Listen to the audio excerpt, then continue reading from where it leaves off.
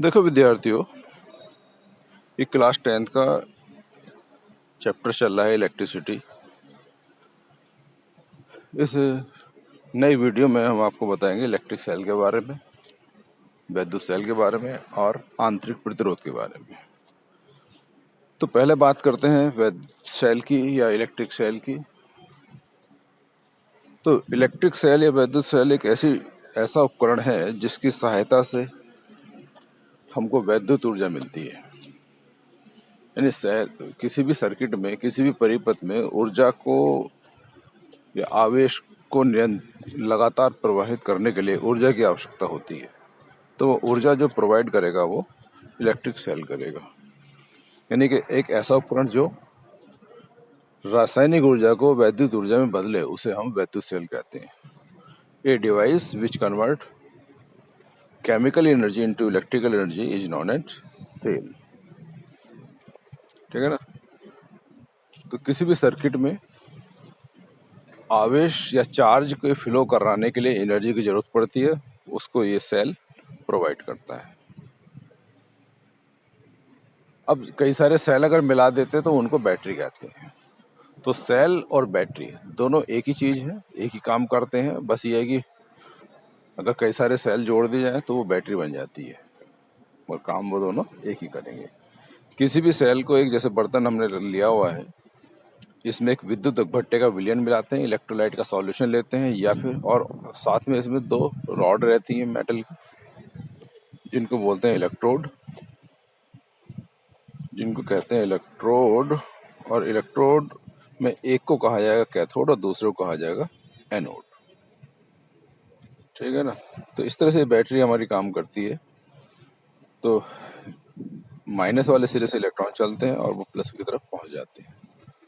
तो किसी भी सर्किट में जो इलेक्ट्रिक सेल है या विद्युत सेल है, उसका काम है ऊर्जा का लगातार फ्लो को बनाए रखना। ठीक है ना। तो इसका मतलब सेल में कौन कौन से कंपोनेंट हो गए मेनली? एक तो इलेक्ट्रोलाइट हो गया, विद्युत अपघट्य हो गया, और साथ साथ इसमें इलेक्ट्रोड होते हैं। एक को इसमें कैथोड कहेंगे, दूसरे को इसमें एनोड कहेंगे। एनोड इसमें माइनस का होता है, कैथोड इसमें प्लस का होता है, ये ध्यान रखें यहाँ पर। ठीक है। इलेक्ट्रॉन जो चलेंगे एनोड से कैथोड की तरफ चलेंगे, और करंट जो चलेगा वो कैथोड से एनोड की तरफ से, यानी करंट जो हमेशा चलता है प्लस से माइनस की तरफ चलता है। तो इसको आप इस तरह से यूज कर सकते हैं। ठीक है ना। तो बिना इसके कोई भी सर्किट काम नहीं कर सकता।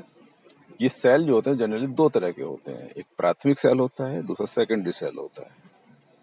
प्राइमरी सेल और सेकेंडरी सेल। प्राइमरी सेल का मतलब क्या होगा? एक प्राथमिक सेल का मतलब क्या है कि एक ऐसा सेल जिसको एक बार ही यूज करें, दोबारा यूज ना कर सकें।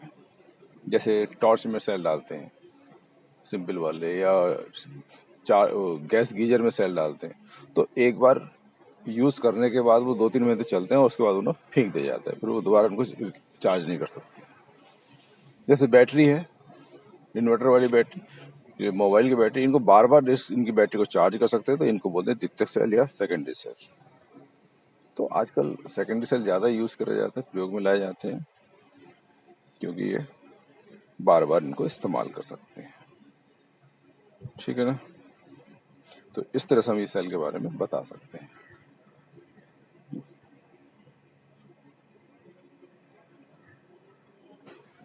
तो देखिए आगे, अब ये इलेक्ट्रिक सेल का जो सिंबल है या प्रतीक है वो क्या है? देखो आपको दिखाई दे रहा है कि एक बड़ी प्लेट दिख रही है, एक छोटी प्लेट दिख रही है। बड़ी प्लेट जो होती है वो प्लस की होती है, बट छोटी प्लेट वो होगी माइनस की होगी। और आवेश का प्रवाह हमेशा प्लस से माइनस, जो एरो दिखा रखा है वो धारा की, करंट की दिशा है, धारा की दिशा है। दूसरा जो डायग्राम हमने बना रखा है उसमें एक से ज्यादा सेल दे रखे हैं, तो इसको हम बैटरी बोलेंगे। और सिंगल लगा दिया तो उसे, अकेला लगा दिया तो उसे सेल बोल लीजिए, और कई सारे लगा दो इसे बैटरी बोल दो। काम दोनों एक ही करेंगे। ज्यादा करंट चाहिए तो हमको बैटरी का इस्तेमाल करना पड़ता है, छोटा सा ये तो एक जैसे एक हम कहें कि एक सेल 1 वोल्ट अगर दे रहा है तो कई सारे सेल, जब 12 वोल्ट चाहिए तो फिर 12 सेल जोड़ने पड़ेंगे। बस ये इनमें दोनों में अंतर है। बाकी इनके जो पर्पस में या उद्देश्य में इनका कोई भी डिफरेंस नहीं। ठीक है ना। अब आते हैं हम नेक्स्ट टॉपिक आंतरिक प्रतिरोध पर।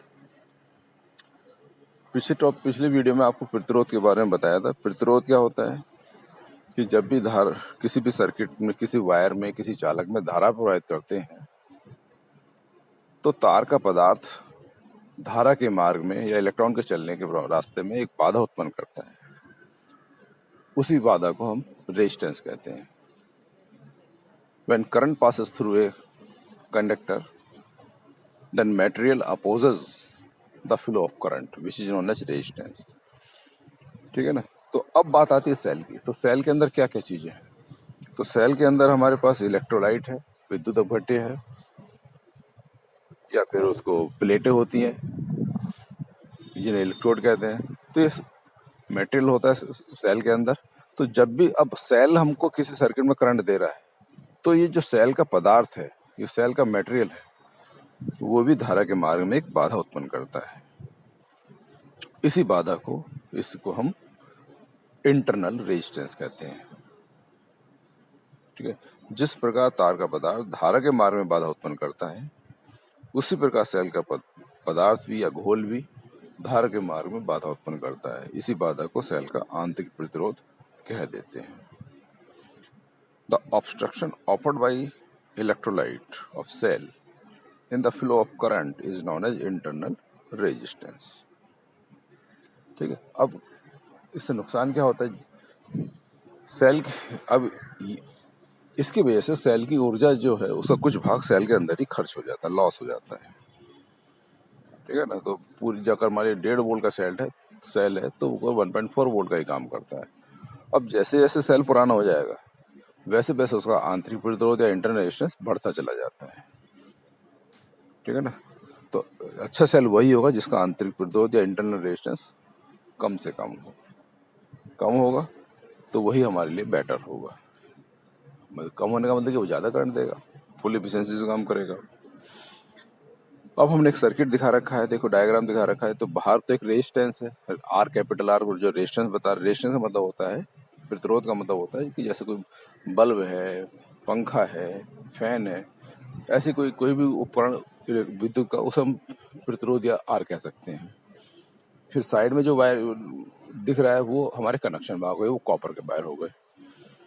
फिर एक बैटरी हमने दिखा रखी है, बैटरी या सेल, और उसको एक ब्रैकेट में बंद कर रखा है और साथ में एक छोटा सा एक प्रतिरोध का सिंबल दिखा रखा है। तो ये छोटा सा ब्रैकेट के अंदर जो सेल की माइनस प्लेट के बगल में जो सिंबल है वो आंतरिक प्रतिरोध का सिंबल होता है।